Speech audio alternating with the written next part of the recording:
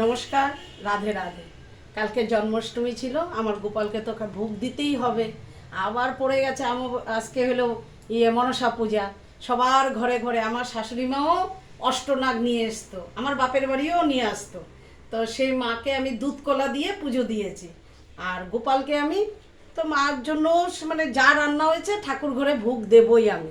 তবে আমার গোপালের থালাটা দেখে নাও কি কি সাজিয়েছে আজকে আমার গোপালে। যা জোগাড় করে দিয়েছে তাই আমি দিয়েছি। পনির, ফুলকপি, আলু দিয়ে তরকারি, পনির ভাজা, বান্দা ইসে মিষ্টি কুমড়োর ভাজা, কারকোল ভাজা, আলু ভাজা, পাট শাক, ফুলকপির ভাজা, বাঁধাকপির বড়া, চাটনি, মিষ্টি আর পায়েস। জমে মানে ঠিক আছে না? তবে এই ভোগের থালাটা আর হলো সাথে আছে, ভুলে গেছি, সাথে আছে ফ্রাইড এগস আর বড়ি ভাজা।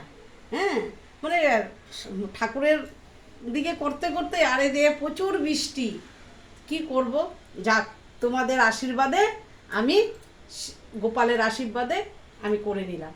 ঠাকুরের থালাটা নিয়ে দিয়েছি সেবা দিয়ে, তবে তোমাদের সাথে শেয়ার করছি। নমস্কার, রাধে রাধে।